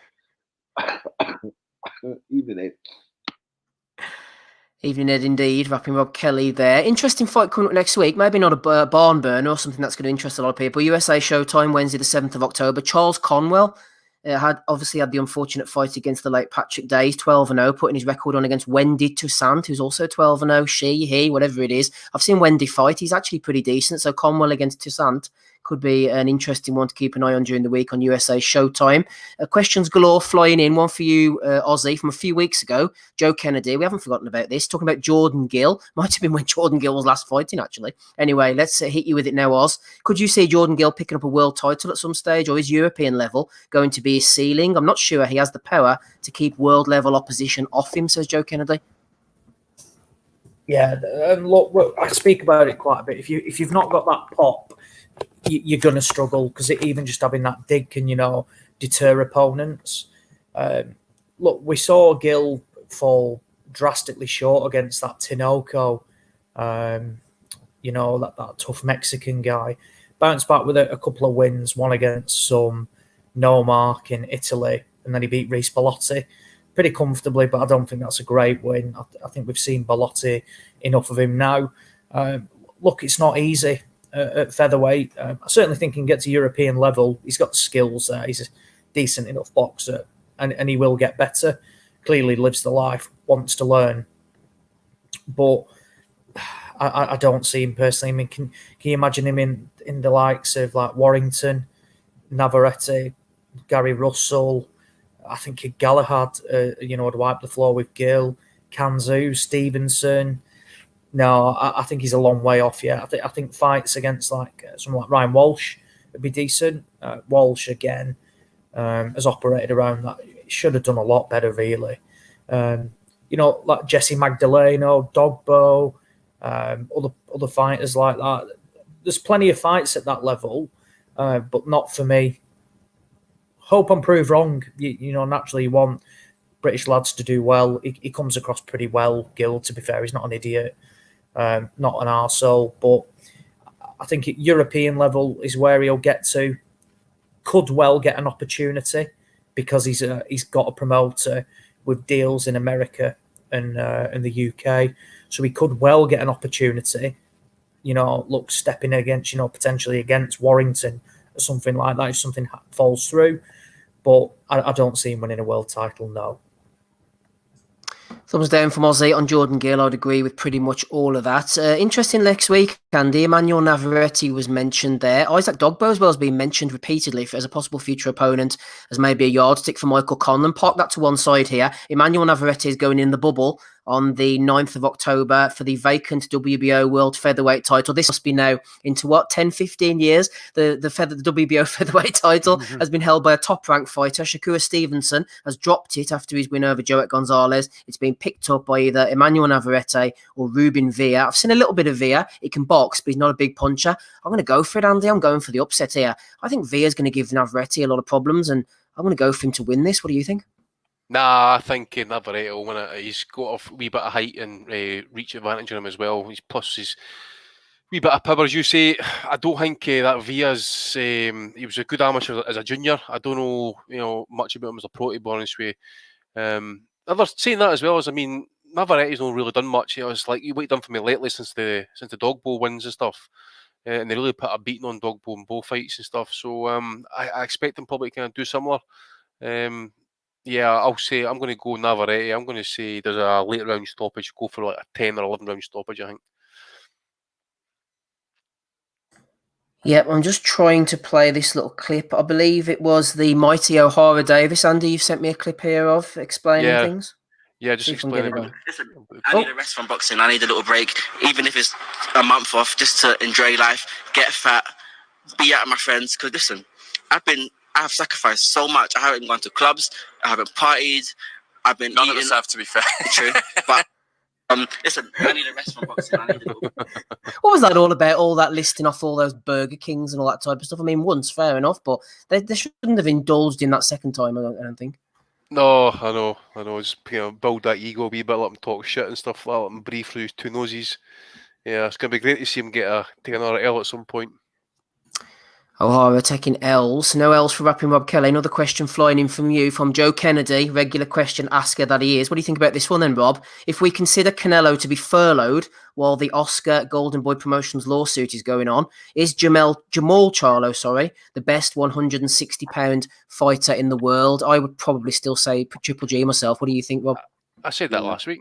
Yeah, I go Golovkin. He's probably the best of what's out there to give. Make an interesting fight at 160, but are you going to see Canelo back at 160? Like I don't think so. No, I don't think. I think that ship has sailed. So maybe it's time for Charlo to, lines. What are they? Lions only or lines? I don't know. I can't keep up, but yeah, maybe it's time for middleweight Charlo to shine. Like. It's time for him to shine. Time for you to shine, Andy. You mentioned it last week. As you said, Joe's on the same page as you, but he asked a follow-up question, which I'm going to hit you with. He said, who would you like to see Charlo in with next? Triple G would be a great fight, but can't see it happening, to be honest. I know with DAZN and the pandemic and all this shit going on, but it just seems to me like Triple G's age is catching up on him, and not even in the ring, but out of the ring, it's sliding away from him, Andy. He was so active when he first came on the scene on HBO, when he beat Proxy. It seemed like he was out every few months, and this isn't going to be helping him out of the ring. We need to see more Triple G, man. Yeah, we do. He's not getting any younger, but is he 37 now? Got a lot of miles, lengthy amateur career in that as well. It's a natural fight you want to see, actually. 1 and 2 in the division, or 2 and 1, whatever way you want to spin it. But Chris Mannix, he won that Andrade fight, baby. He won that Andrade fight on pay-per-view. He's about the only one, that dickhead. I'm putting him up for Belly of the Week. I'm fed up with him. I don't know whether he's trolling or not. But I tell you what, all these American writers, Andy, sorry to hijack your answer, but these American writers are all in the pay of all these organisations. You've got Coppinger putting out numbers. You've got Mannix spreading this bullshit Andrade line, which nobody wants to follow along. Steve Kim won't report on the PBC. Lance Pugmire gives them no credit beforehand, reports on them afterwards when it doesn't affect pay-per-view numbers. These American journalists need to step up their game. It's bullshit. Sorry, Andy. Andy, over to you. No, it's fine, mate. I mean, they're obviously, as Ben says, they're taking the promoters' money. They're trying to kind of like set the agenda. Just see how just throw some shit out there, see what sticks. End of the day, look, Andrade's got a belt, right? So is Golovkin. So it's a natural fight to get made and stuff. If you want to see Charlo and that, but you have got the situations with TV deals and all that sort of stuff. So we've no idea how this is potentially going to work. I've no idea if the Charlos are contractually free agents with Showtime. I've no idea. As for names, I've seen Manic shitting on, like, for example, Eubank and that. I get it. Eubank's done nothing really to deserve that fight, and he really needs to be kind of rematching Korobov as well. You could throw kind of Islam in there, Liam Williams. I'd like to see him maybe get an opportunity. He's got a British title. I think he's fighting for the British next week. Other than that, with Canelo outside the division, I did mention last week there is a debate to be had that Charlo is now number one in the division. Names for him to fight is very, very few and far between, because it's simply, you could go to the lost WBC contenders. You've got Dennis Hogan, it's Vicky Falcao, Tarano Johnson. You've got the pole. In fact, you got the two poles. One's a light punching one. The one that Golovkin was going to fight. I don't know if he's still fighting him, actually, to be honest with you. But yeah, there's nothing really for him at middleweight outside the Golovkin and Andrade. Jaime Munguia would get absolutely, he gets sent to ashes, man. I'm not kidding you. He doesn't belong up at middleweight at this point, and I think the kid's really been burnt out with the title defences he had at 54. Then you go down Who's the he list. fighting, Andy? Isn't it? Is it Toyano Johnson? Am I getting that right? Is it Munguia fighting? Mate. I think Munguia's fighting Toyano Johnson. I need to check that. So other than that, mate, you've got Sergio Martinez, Tarano Johnson, you say Zarafa, Alfonso Blanco, who got iced off Nandama, I think it was in 30 seconds and stuff. You've got that Dennis Weatherman for Germany. Kind of Islam, as I mentioned. You got Vinny the Doorman, he's back down at middleweight now. We might give him an opportunity. He's durable enough for about 10 rounds. You all must have forgot, man. Vinny's back. Yeah. Had that great fight against Jaime Sami, I think his name was. Didn't he get battered from Caleb Plant? Wasn't that Vinny? He did. He got stopped, did he? No? Yeah, he took a beating. Fair play. Yeah, he did. So other than that, mate, you come down the list now. You've got the Europeans, Germans. You've got a couple of Poles there. You've got a couple of Uzbeks and stuff. A couple of also runs. So there's no really great options there for him. As I say, Golovkin's a natural choice you want to see happen as a boxing fan. Murata, we can fucking forget about that fight as well with ESPN and Big Al and stuff like that. So forget about that shite. Interestingly enough, actually, Danny Dignam. Remember he fought was it Derry Matthews he fought a few years ago? I see he's ranked. Aye. He beat Conrad Cummings, didn't he? Aye. Am I right in saying that he fought Derry Matthews, didn't he? No, did he? No, Dignam's only young. Who's the one that then? It must be another Dignam then. You're on about Adam Dingsdale. Oh, that's who it was. Fuck aye. Right, sorry about that. That's my mistake. No problem. In the ring, sorry, Andy. Go ahead. I was just going to say, in the ring on Sky at the moment, Alan Babbage against Niall Kennedy. We'll be keeping an eye on that one. A few of the guys have asked if we're planning on continuing while Boatsi's on. I'm hoping to finish up before Boatsi so everyone can just chill out and watch the Boatsi fight, to be honest. Bell of the Week's coming up soon. We'll be talking about Liam Williams, Andrew Robinson in a minute. I have a question for Rapping Rob Kelly. Seems to have deserted us at the moment. Ozzy, I'll go to you then next Saturday evening, Queensbury Promotions. No Jason McClory anymore. Errol Johnson, Steve Furness doing the matchmaking. Not much matchmaking needed for Liam Williams. He's closing in on a fight against Bum Andrade, defending the British middleweight title against Andrew Robinson. Robinson's tough enough. I think he'll stick around. Williams will obviously beat him. Anthony Kakachi, going in against Leon Woodstock, British featherweight title. Expect Kakachi to win. Maybe stop Woodstock late, win on points nonetheless. James Metcalf against Jack Flatley, not a bad fight there. Willie Hutchinson's stepping up against Jose Fandango. That could be interesting. And Nathan Gorman against the man Frank Warren has options on Richard Lartey. This isn't a bad card from Frank, actually. Well, Hutchinson's opponents came in late notice, so that's like 10 days notice he's had for that fight. Yeah. Fandango, yeah, man. Oh, this guy got knocked out off Sergio Martinez, who Hutchinson's fighting. Is that the comeback guy? Comeback guy. That was the comeback guy. I was like, wait, you knew that name? Yeah. Jesus. Martinez smashed him up, by the way. Smashed him. Exactly, that was with bad knees. Look, so we know what Hutchinson's going to do. He's going to bash him up as well. This card's shit, isn't it, Aussie man? I knew it all along. Well, to be fair, So I've been told Kakachi Woodstock's off because Kakachi has got health issues. More will come out about that, but it's not a good sign for Kakachi. May never box again, which is not good. I feel for him. He's absolutely devastated. They're doing some more tests. And apparently there's issues getting Richard Larty into the country, something to do with his medical or something like that. So the card could collapse in terms of you lose Kakachi, you lose the Gorman-Larty fight, which I actually think is quite fun. I think Larty could potentially beat Gorman. You know, depending on how Gorman could be a bit gun-shy after getting smashed. Yeah, that's a shame, that, because Larty will come and bring it, I think. Yeah, look, I don't know. That's not if he comes at all. Well, yeah, if he comes, but I think it's winnable. That look, Larty was not deterred against Dubois and landed some big shots. He'll come to win, and he won't give a toss about Gorman. I've seen some pics of Gorman; he looks huge. So I'm not sure whether that's going ahead. But no, from the top, Williams will beat Robinson. I don't mind it because look, Williams is he's ready to fight Andrade, but he's not willing to sit there and wait and think, right, yeah, I'm just going to wait for my chance. He's going to fight Andrew Robinson. It keeps him active. He'll smash Robinson up. Won't have any problems whatsoever. Probably get rid of him in 3 or 4 rounds, to be honest.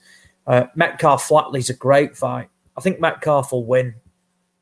But this is a good one for the Commonwealth title. Then I'd like to see Metcalf fight Anthony Fowler. I think that'd be a good one. Or Scouse fight. Winnable for Metcalf as well, I think. Winnable, can bang, hits hard.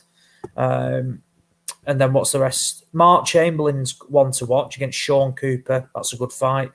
McCann's on there as well. A couple of other, like young prospects. It's quite a big card, actually, at the moment. And look, if I'm wrong about Kakachi, which I am 99% sure I'm not, I agree, Steve. I think he'll beat Woodstock as well.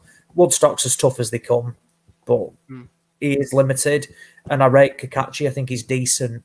And now he's finally got a promoter behind him. It'll be a real shame if nothing materialises from it because for sure, look, I think he can get to European level without a doubt, Kakachi. Now he's decent, he's tough, solid, can crack, decent chin. And there's got skills as well. And like I said, Steve, it's probably the first time in his career from where somebody, is backing him and giving him the opportunities. And if for what has happened outside of the ring, medical-wise, and has fallen through, it'll be a real shame to not see him box again. Can I just make an observation quickly, Steve? I noticed this card next week's got 9 fights on it, so that's a quite an increase actually, considering the restrictions and stuff.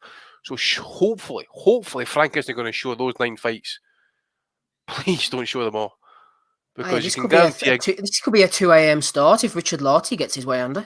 Fucking hell, man! I mean, look at this card. It's got the potential. I mean, don't know who McCann's fighting yet, but he was going to fight a Portuguese kid, wasn't he? But I think he pulled out.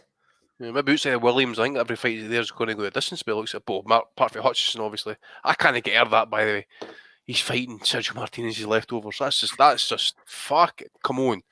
Talking of leftovers, Andy, isn't Sergio Martinez supposed to be fighting Conor Benn's leftovers? That Jesse Corvulo, the Finnish guy, I think, next.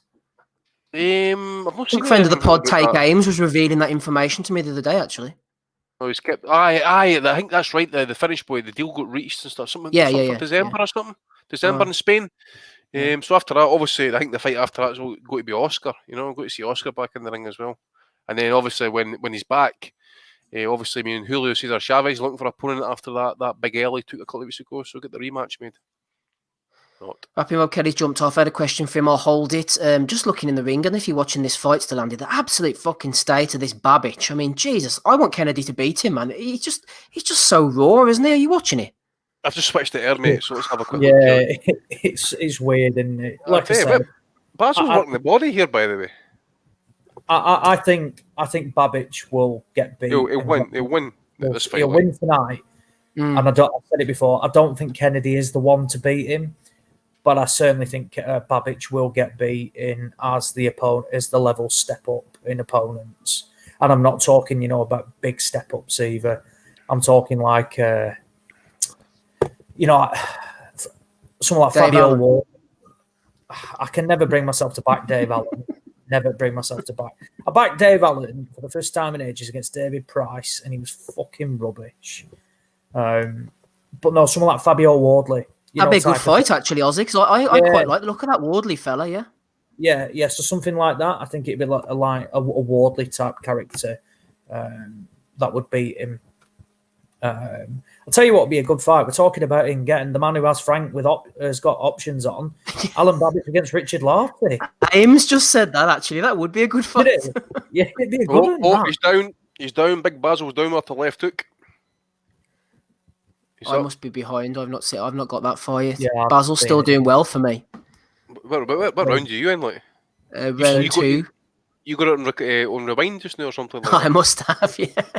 I'm on Rob's stream. Remember that happened with the Channel 5 card member and that? You're like, my card's like way behind you. What's going on here? It's like, because you're like, you paused it somewhere along the line. Mine must be way behind yours. I'm still on Babbage's last fight against Sean Dale Winters. Well, I've got a minute. I've got a minute and 80 seconds in round 2. So he's watching that stream, Oz. Yeah. I'm behind. I'm on Sky Go. I'm on my brother's login. He's going to have to up his game, my brother, and get a better frigging login here, cheap bastard. Right, let's move on. Oh, yeah, I see Niles down now. It's not looking good for him. It's looking good for us, episode 393. Rob has been with us. Smido's gone. We've had Kyle Williams on. Andy and Ozzy are still with me. Steve, going to have to hurry up now, I think, into Value of the Weeks for 393. I'm going to get them on the... Are you got any Value of the Weeks for us this week, Andy, just before we get stuck into them?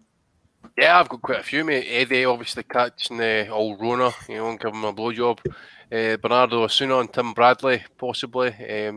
One for Sky Sports Boxing and stuff, saying, like, for example, tonight's cards, the first cards on a Sunday since Bellew I've got that won one. the world title on that. What leave him alone, for God's sake. Just leave him alone.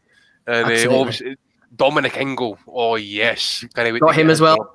Oh, yeah, beauty. I've screenshotted quite a few, everybody. Episode 393 for Value of the Weeks. Let's get stuck straight into them before this Joshua Buatsi fight. First nomination here, sent in by Tez for Kung Fu Kitty, talking about Deontay Wilder. Wilder been rocked by Spilka, Washington, Ortiz, and beaten by Tyson twice and won his belt from a donkey. He will never be regarded as a true world champion, according to Kung Fu Kitty 9 over on Twitter. This might interest you, Andy. Nomination from Martin Hurry for Devin Haney. I like the way they're calling Devin Haney the king. I don't quite know what he's the king as, but they're using boxing mathematics here. Haney told boxingscene.com, Gamboa beat Salido, who beat Loma. He took Davis to the 12th round. So it's like dominoes here for Devin. Triangle theories here, surely. Yeah, I mean... Who cares, man? End of the day, just Haney just needs to get up and just get a fight going, really. But he's fighting Gamboa, the Gamboa who, took Fat Boy Davis, quite a fair distance and stuff. We had mangled Achilles tendon and stuff. Needed surgery after the fight. Now he's getting recycled to fight Devin Haney. Oh, I'm like, wake me up when Haney's gonna have a real opponent and stuff. I guess a Gamboa will be okay for a bit, but he's fucking shot, man. Coming off surgery as well. This reminds me of the time when Eddie actually took Jason Gavin off a table for... Was it Joshua? Was it Joshua? Was it? Oh, yeah, Joshua, yes. It was for Joshua. Literally came off the fucking operating table 2 days previously to the fight. And wait, give me Eddie's head. Oh, he brought banter. All right, okay, Eddie. It brings banter. That's Basil doing again, by the way. Oh, God. Yeah, I definitely think Haney's reaching there. Gamboa beat Salido, who beat Loma. He took Davis to the 12th. Next one from Smido, nomination for Boris Johnson, who used the phrase throw in the sponge at Wednesday's COVID press conference. Value of the week for Basil. Is it all over here, Andy? Live exclusive? Ian John Lewis stepped in there like the true professional referee that he is. Very competent referee that he is. And seen mercy. Mercy for Basil. Babbage is going to be savage now. He's going to be chasing all the belts, coming for all that smoke, baby. Fight with Hergovich, who knows? Yes, anyway, Smido nominating Boris Johnson there. Boxing scene, Eddie Hearn could see Anthony Joshua versus Zhilei Zhang as major event down the line. I think it was Sam Dorsey who nominated that one. The thing is with Joshua, he's almost become not irrelevant because he's a major player in the heavyweight division, but we haven't seen him for a year, and I'm thinking to myself, if he was fighting 3 or 4 times a year, Andy, I wouldn't mind the Zhang fight. But the fact he fights once, maybe twice, it's just an absolute waste of everybody's time. Yeah, I mean, he's not like Klitschko. I mean, Klitschko used to have like 3-4 defences a year when he was probably at his prime. Exactly. You say Josh was at his prime at this point and that, but again, it's probably doing the money and tax at the end of the day and that as well. Do you really want to be earning like, and put it this way, like Klitschko earn millions, so does Joshua and that, but obviously they want to maximise the revenue and that. And then again, Klitschko managed and promoted himself. Joshua doesn't. So this is the other thing as well. So he's going to try it in tandem with Eddie and that as well, But no, it is unfortunate. Obviously, the situation as it is at the minute, it's no helping in that. But yeah, even before that, it was only twice a year. When he became champion, it was twice a year and stuff. But yeah, it'd be great just to see like, okay, I'm going to defend once in England. I'm going to go to Africa or whatever, not defend there in my homeland, and go to Nigeria or whatever, and have a big fight in China and that, for example. But be active with it. Be active. That's fine. Get on with it. Exactly. Yeah. Exactly, we have no problem fighting like the Chinese fella if he fought Fury after or before it, and then maybe he fights another tune-up fight and then goes and fights Wilder, for example, or whoever in that, or maybe Povetkin, or maybe White rematch and that type of thing, No problem with that, but he's not active enough, so people get shit, or he gets shat on for having potentially this fight. And Barry Hearn mentioned this Chinese fight about 4, 5, 6 years ago, possibly. He did. So he did. I remember that very, very, very well, and but I think it'll happen. It's going to happen. It is going to happen because there's just too much money sat on the table. Can you imagine a world heavyweight title fight in China? I don't think it's even happened before actually. So massive event, massive. Next one, George Nader alerted me and you, Andy, to the Iron Sheik, who I actually thought was dead, but he seems to be alive and kicking. Without me, there would be no Hulkmania. Without me, Jabroni wouldn't be in the dictionary. Without Dan Raphael, there would be a lot more Sprite in the world. That's the proof he did one good thing in his Jabroni life, keeping that garbage from the rest of us. What's his beef with Dan? I have no idea, mate. He's obviously back on the fucking crystal meth again or something like that, because he put out another tweet the day after that. Actually, somebody added his into it and that. But I think there's actually a documentary on, I don't know if it's on Prime or Netflix and that. He actually, it covers his life and that. Man's fucked with drugs, like he's up to his eyes with cocaine and all that sort of stuff, painkillers. He's just an addict, really. That's all he is. It's a shame because he was an absolute, judging that documentary and that, he was a fantastic athlete, world class wrestler. Basically changed the game a wee bit as well when he came here. He was happy to play the bad man card as well, So that's right. He was really good at his game and that. Like, he just. I think I don't know how he fell out with Vince again. Actually, I think they got in and getting pished or something like that, somewhere. They didn't get sacked or something. Shame. Yep, the Sheik. The Jabroni life. Jabroni life. Rapping Rob Kelly's back with us. Welcome to you. Here we are. Chris Mannix. I don't know the Charlo pay-per-view numbers, but I don't care. We can all agree Charlo Andrade does well over 1 million buyers, right? I don't know if he's trolling or not, but stop trying to talk Demetrius Andrade up. He's shit. He's never beaten anybody. He's ducked every major opportunity that has been put his way. His best wins, Avanesyan. I think he should finish. I think he should retire, Andrade, and stop talking about him, Chris Mannix. Well said, Naz. He also vacated belts, and he also knocked back the Charlo bid. So there's another two. So I didn't want to hear him. He needs to fight fucking Charlo next. He had the option. He had a contract sent to him, and he didn't sign it. He ended up going to court over his managers and stuff like that. He's ducked fights. He's vacated world titles after Brian Rose fight. Brian Rose, man, come on. He's a myth. As I said on Twitter the other day, he reminds me of Sloth Mitchell. This great fucking black hope coming to get the titles, coming for the smoke, and he fights nobody. What's the distance with Jack fucking Kulkai, for example? Kulkai's a decent European level fighter, but that's I think it was a split decision they wanted to, but that is the level he's competing at. Luke Keeler he fought in his last fight? Mm-hmm. Same level, European level type fighter. Artur Akavov looked like shit, didn't he? Fought Selecki, probably one of his best wins at middleweight. Probably could have beat Saunders if he's maybe put a wee bit extra gas on it and that Corton as well. Dokwa, I was there that night. He battered him and then just took his foot off the gas. I wish he would piss off out of boxing. I'm fed up with him.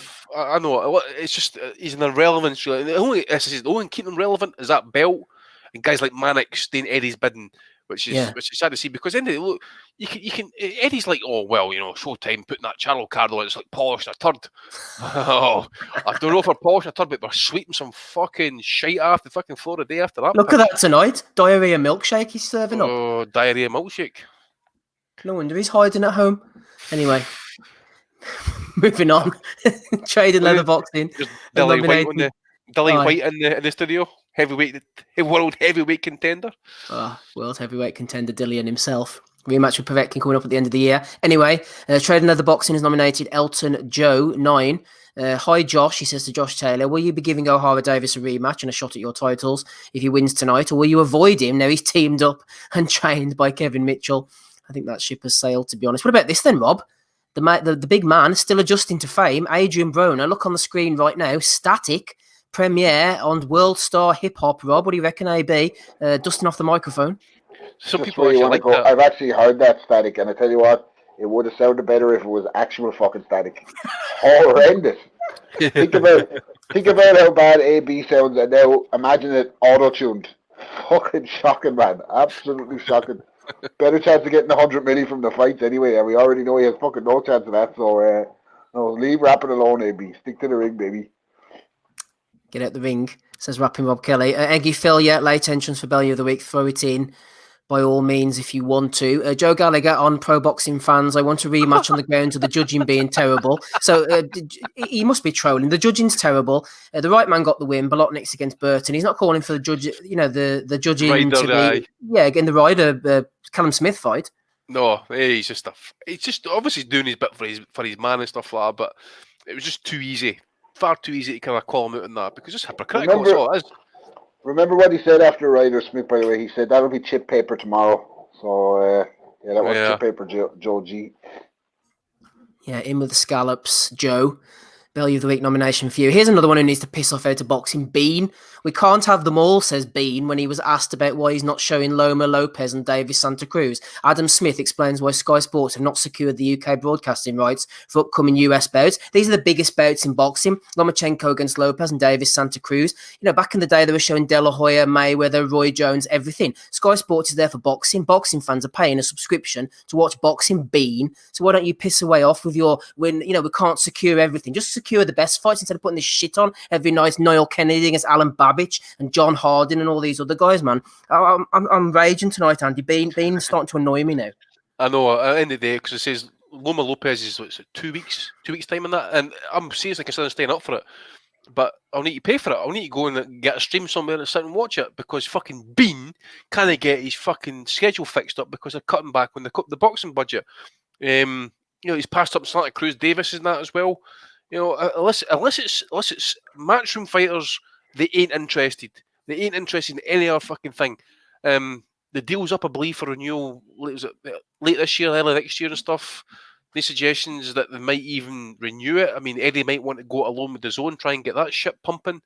And maybe MTK might take over Sky and that. Who fucking knows, man? But seriously, I mean, Eddie needs to up his game. Even if just needs to fucking figure it sorted out a wee bit, man. It's just this shit tonight isn't good enough, and this pish for Boatse, who obviously I'm going to sit and watch and stuff because I like the guy, but it's not good enough. Not good enough. Again, look, even for Wally Hutchinson next week, this is Frank Warren card. That guy he's fighting next week is fucking trash, man.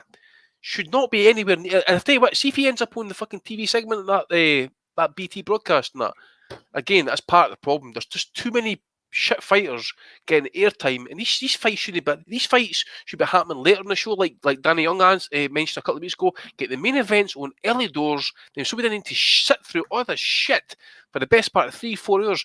I mean, I was listening to Kenny Keith, and Vince Cummins on the Boxing Rant. That pay-per-view in America last week was on for 7 fucking hours. 7 hours.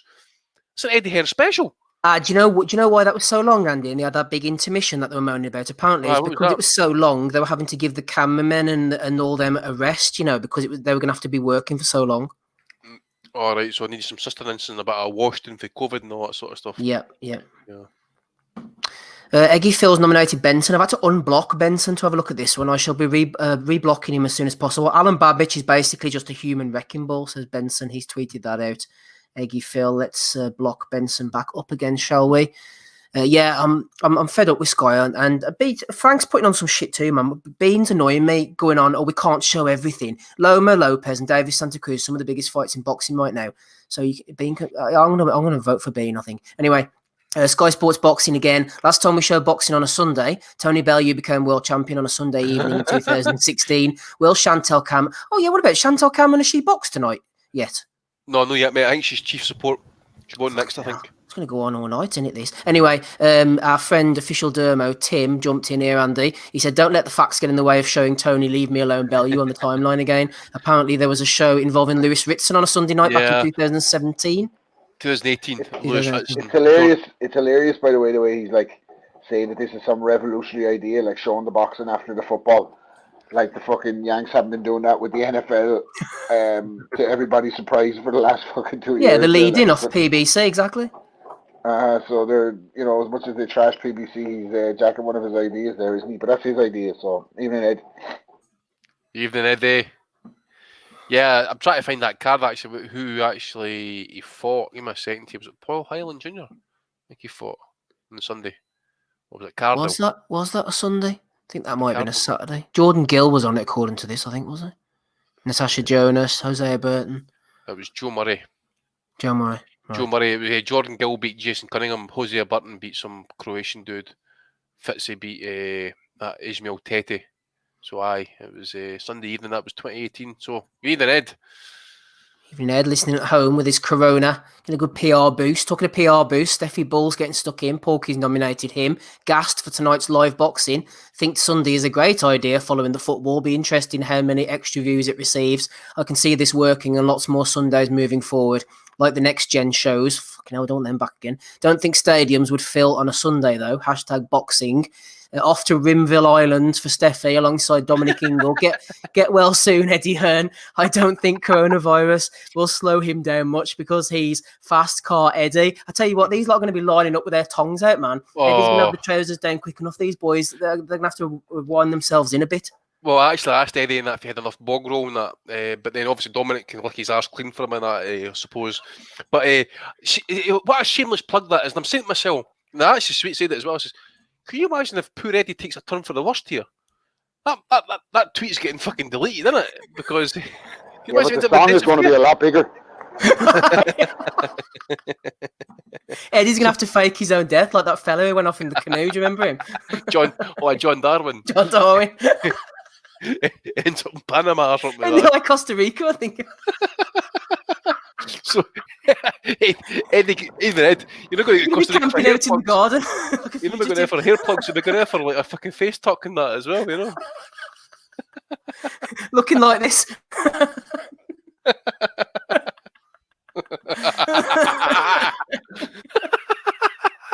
Chewbacca. Oh dear.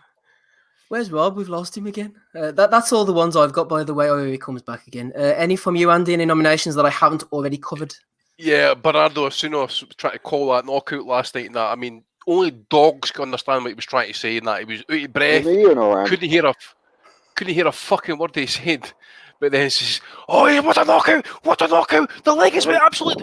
Oh, he's not moving. Oh, we better be respectful here and that. So he went to like, the highest to like, oh shit, we better just tape it in a wee bit here. Sergey Kovalev got a 3-year suspended sentence for knocking out that woman. So Sergey knows how to get off on that. Maybe paid her off on that as well, you know. Oh, has that been resolved, Andy? I didn't see that.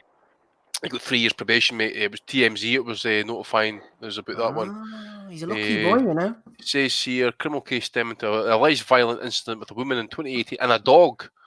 The boxing star will now have to spend the next 3 years on probation. After the alleged victim claimed she had turned down his sexual advances. You imagine him, like, you turned down the Sergey? You turned down Kiki Kovalev? I fuck you up, bitch. He's a mad bastard, isn't he? That's his biggest win in a few years now. I didn't realise he'd got off. But can you imagine, the Victor Singlers were out in that because, what happened to WG Rod Davis and that for slapping his baby mama about and that, Kovalev's getting the pass because he's a white man, so... Shakur Stevenson as well, sure, he was up to no good. By the way, I don't know if I came in on the tail end of it. Are you covering the Floyd thing, yeah? No, Kovalev.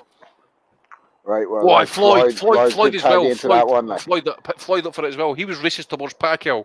They start that. He said that proof of racism in America is thinking that Lomachenko is better than Terence Crawford. Now, personally, not a whole lot between Terence Crawford and Lomachenko for me, but in terms of like actual natural ability, it's, I think in the current time, extremely irresponsible of Floyd and just stupid of him. Like he's a smart businessman in a lot of ways, but he take his pig shit in others, and this is one of the ways he's stupid. Like, why is he trying to turn a whole demographic against Lomachenko just because certain people think he's better than Terence Crawford? Like, most boxing fans would say it's kind of a three-way tie between Canelo, Lomachenko, and Crawford, who's pound for pound number one. It's one of them three. Like, everybody that has eyes that watches the sport holds those three in high regard. So why the fuck is he saying that it's racist if you think Lomachenko is better than Crawford. It's just disappointing for Floyd, man. Like, he hasn't fought in fucking how long. He's back out talking about he's going to fight McGregor now because McGregor's saying he's fighting Pacquiao. Just always involved in the circus, and like his attempt to build Gervonta Davis up. Focus on what Davis is doing, man.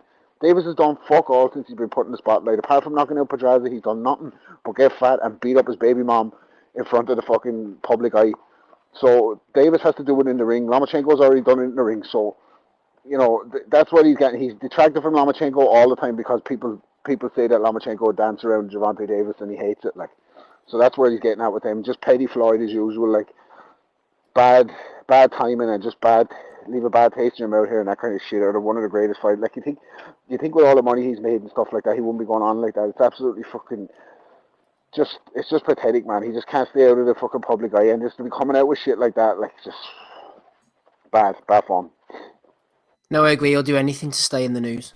Stop it! Stop the fake news! Stop! Any other nominations from you, Andy? None from me, mate. But I've got to vote for going to vote for Dominic Ingle. That's just shameless fucking plugging that, man. I'm honestly God. As I say, the first thing came into my head, that maybe my bad mind, but can you imagine if Eddie takes a turn for the worst, ends up in the ICU and that, and fucking Dominic Ingle's trying to kind of fucking splurge his single and that. Fucking hell, desperate stuff.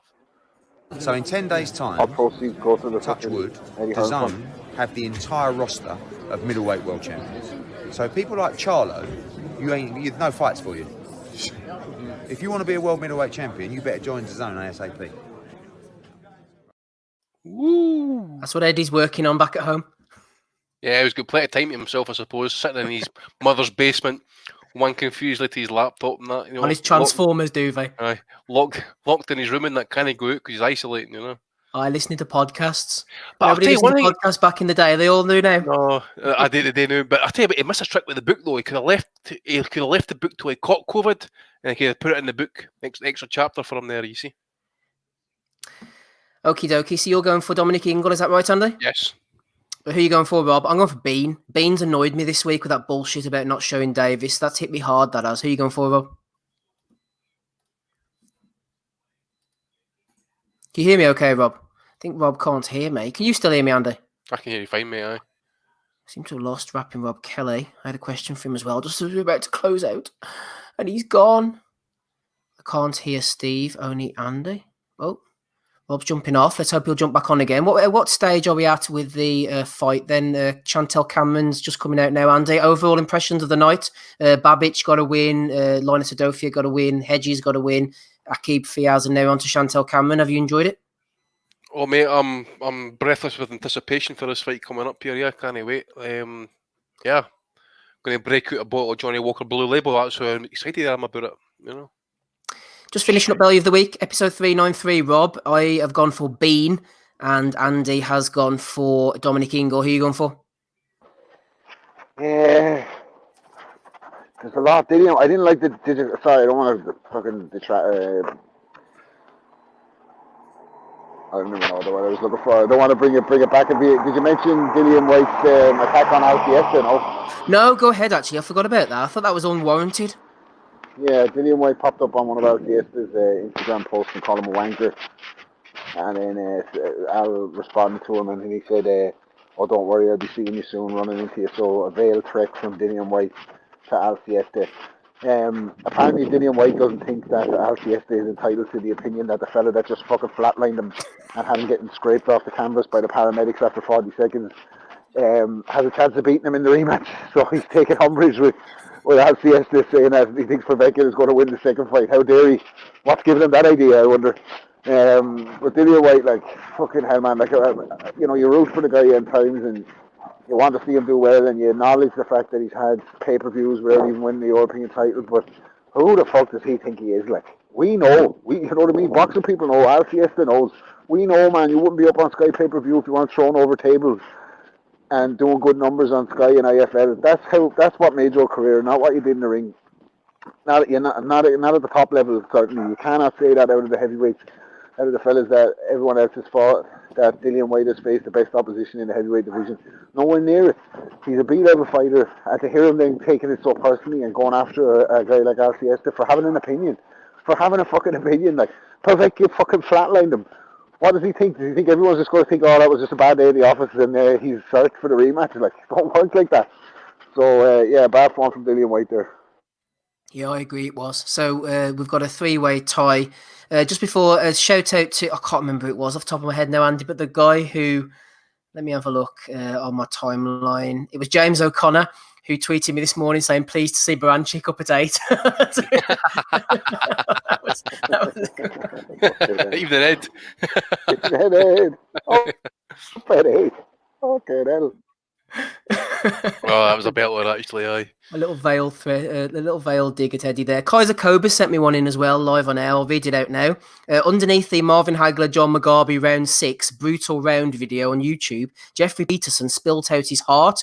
He said, I watched this fight on pay-per-view, and a few days later I pulled up to pub 67, the local pub in my town, looked through the window, and the fight was on the TV.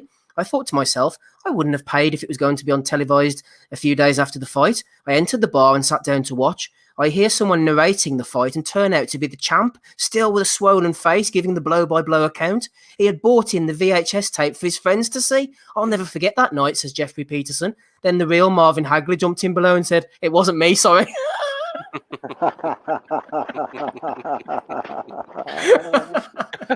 Brilliant. Oh, that's fucking brilliant. So Kaiser Cobra says, late belly of the week for the dude who spent 30 years with a great memory, only for the real Marvin Hagler to tell him that it wasn't him. Poor fucker. Poor Jeffrey Peterson. Right, a final question for you, Rob, before we get out of here for the evening. It was sent in by Kaiser Cobra as well, actually, who just threw in that late belly of the week. Question for Rob on Sunday's pod. John Ryder versus Billy Joe Saunders, rematch at 168. Who are you picking to win, Rob? Well, I'll tell you what, Saunders is on great form at the moment. He's really turned his career around since he hooked up with Eddie and Matchroom. He's got all those millions of fans from the Logan Paul card. It's got to be Saunders, hasn't it? Who's he back with now? Is he back? Is it here? He's back with Tibbs. He was back with Tibbs last week. This week could be different, Rob. Yeah, he's been with Tibbs. He's been with Dominic. He's been with Ben Davison. Who the fuck is he not been? He's only short as in the fucking Boy Scouts. He's actually been everywhere. Like, I don't know. I root for Ryder. I don't know. It's a tough fight. Like, Billy Joe's on his game. He is a very good fighter. The problem is with Billy Joe, like I said a couple of years ago, we know more now for the shit that he does outside the ring than what he actually does in it. Like, through whether it's fault of his own, whether it's promotional issues. When was the last time it was a good Billy Joe Saunders performance? For me, it's Lemieux. That's a fucking few years ago now, like, isn't it? So Ryder's been in the ascendancy. I think it'll be a very close fight, but a tough ask, I think, for Ryder. I think if Billy Joe switched on, he'd probably outpoint him, but I'd be certainly rooting for Ryder. I agree. Any thoughts from you, Andy? I was just going to say, I mean, he's been through 3 trainers and still hasn't fucking fought anybody. Just think about that for a minute. I hope he's not paying him a percentage. That's all I'm going to say on that matter. Fucking hell. Just fight somebody. Anybody. Get Ben Davison back in the corner. Update, Andy, on Sky before we go out for the evening. Yeah, long-running finish here. Look at the state of this Chantal Cameron opponent. Oh, I know, mate. She's got more tattoos than that Argentinian heavyweight. That we call him. You know what I'm talking about, eh? Oh, is it Basile or something? He's like one of these spectacular tattoo fuckwits who you see. Omar Basile, yeah. Stand in a street corner with a fucking pit bull and that when he's leading that, you know. Just they're getting their introductions just now and that. So wait, I think she'll win by knockout. I think. Yeah, I would imagine so. Good luck to Chantal Babbage Cameron. Right over, yeah. Yeah, I know. Babbage stopped him in the 3rd round, Rob. Wonder Savage Cabbage out of here. Babbage. Let's finish up for episode 393. Thanks to everybody who's been on. We shall talk about Baranchyk next week, or not, who knows, maybe during the week. Andy Patterson has been with us, rapping Rob Kelly. Thanks to Smido, Ozzy, joined us as well. Thanks to Kyle Williams. Don't forget to go over to patreon.com/Boxing Asylum. If you enjoy what we're doing, throw a bit of love back our way. No sponsors, no ads on here. It's value for value. If you like us, give us a little reward. Give us a thumbs up or a share. Thumbs down if you think we're shit. We'll catch you all again for episode 394. Same time, same place next week. I've been Steve Wellings, and bye.